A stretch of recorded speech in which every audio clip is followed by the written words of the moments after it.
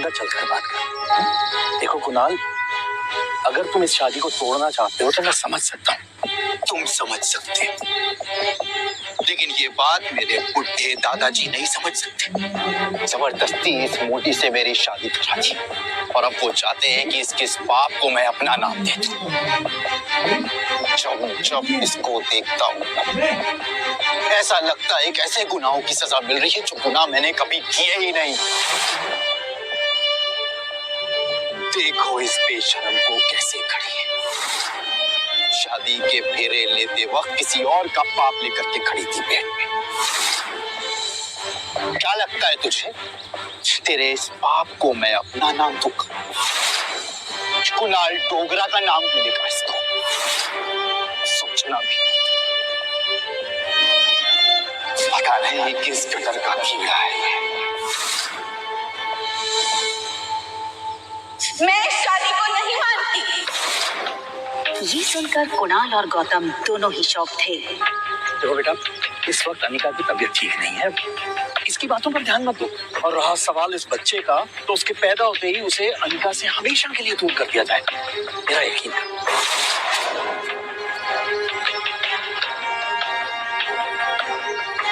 ठीक उसी पर अचानक से अनिका के पेट में जोरों से दर्द शुरू हो गया।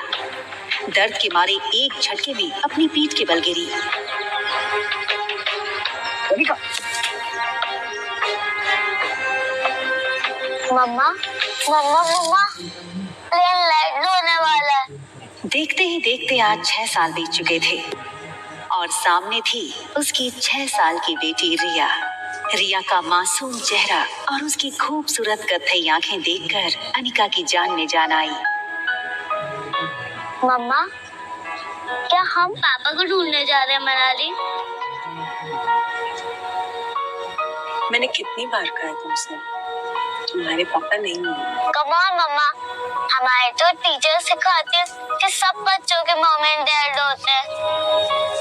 तो क्या मैं गेमिंग वर्ल्ड से आई हूँ या फिर मैं किसी जादू करके हेड से बाहर निकली हूँ?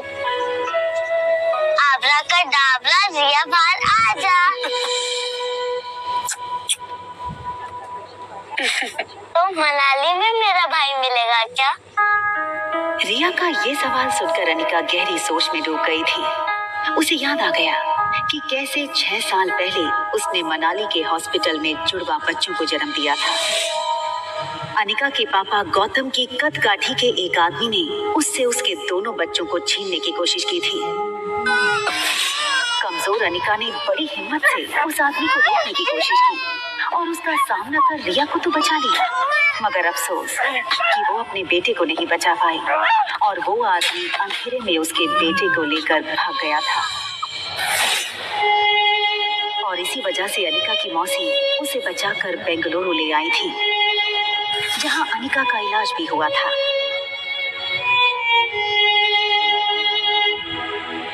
हालांकि इन 6 सालों में अनिका पूरी तरह से बदल चुकी थी।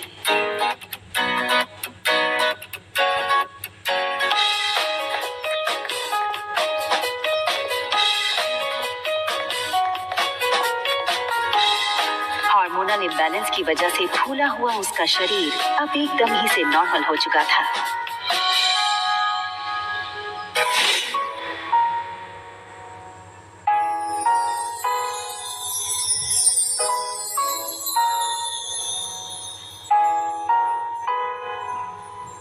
कितनी खूबसूरत लग रही हो तुम। मनाली में तो लोगों के होश उड़ जाएंगे।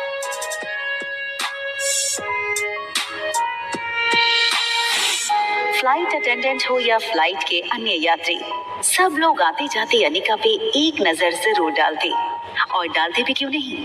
शिफॉन की साड़ी में अनिका किसी भी फिल्मी एक्ट्रेस से कम नहीं लग रही थी। Excuse me, ma'am. Is there anything I can bring for you?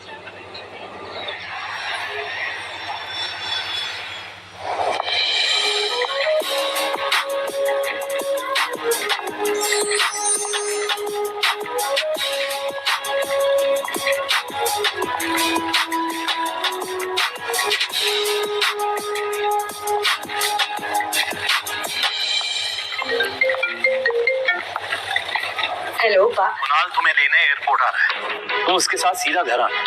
यहाँ पहुँचते ही तुम्हें 2 पेपर्स पे साइन करना है, एक डिवोर्स पेपर और दूसरा वो। इतना कहकर गौतम अटक गया और फिर कुछ सोचकर उसने आगे कहा, खैर तुम घर आओ, यहाँ पहुँचते ही मैं तुम्हें सब समझाता हूँ।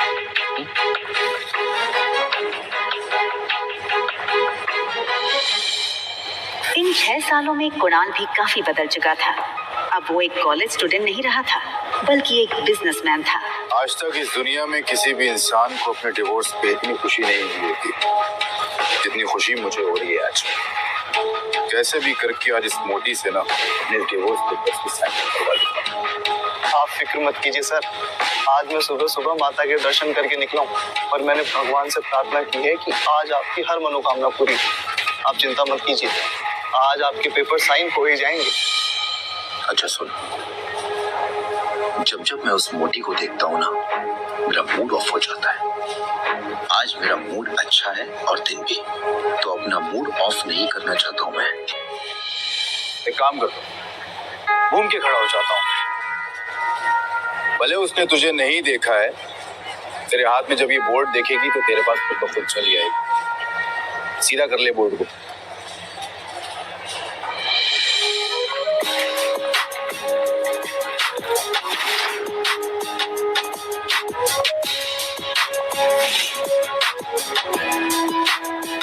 कुणाल ने एयरपोर्ट से बाहर आते हुए एक लड़की को देखा और फिर देखता ही रह गया। कुणाल बिना वक्त गवाए इस लड़की के सामने आकर खड़ा हो गया। अनिका एक पल के लिए सहम गई और उसे लगा कि पहले की तरह कहीं कुणाल उसकी फिर से इंसल्ट ना कर दे, और इसीलिए अनिका सीधे कुणाल को थप्पड़ जड़ देना चाहती थी, मगर वो अपनी बेटी रिया के सामने कोई तमाशा नहीं करना चाहती थी। Hi miss gorgeous. अब लगता है मनाली में आप पहली बार आई हैं, क्योंकि अगर आप पहले आई होती तो ये पॉसिबल है कि आप मेरी नजर से अननोटिस होती। टैक्सी। हाँ टैक्सी की क्या जरूरत है? आप कहिए, जहाँ कहिए वहाँ मैं आपको ड्रॉप कर सकता हूँ अपनी कार से। इफ यू अरे ये छोटी सी गुड़िया कौन है? हाँ, लगता है ये आपकी छोटी बहन है।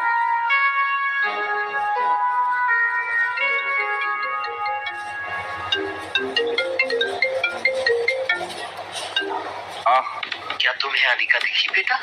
ना दिखने के लिए आपकी बेटी कोई सुई तो है नहीं जो वो दिखेगी नहीं। जब आएगी तो वही तो दिखेगी, या ये कहूँ कि जब वो आएगी तो उसके पीछे के लोग भी नहीं दिखेंगे। तो दिखेगी तो बता दूंगा। रखिए। टैक्सी।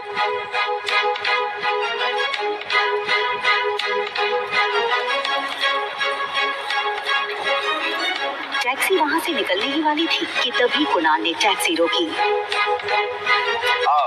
मैम, अगर आप बेंगलुरु की फ्लाइट लेकर के आ रही हैं तो क्या आपने उस फ्लाइट में एक बहुत ही भद्दी और मोटी लड़की को देखा क्या? एक्चुअली वो ना 6 साल पहले 120 किलो की थी। तो पक्की बात, डबल सेंचुरी मार चुकी होगी। आपने नहीं देखा? आप अपना नाम तो बता दीजिए। ये सुनकर अनिका ने बिना किसी भी हाव भाव से धीरे से कहा, अनिका गुलेरिया।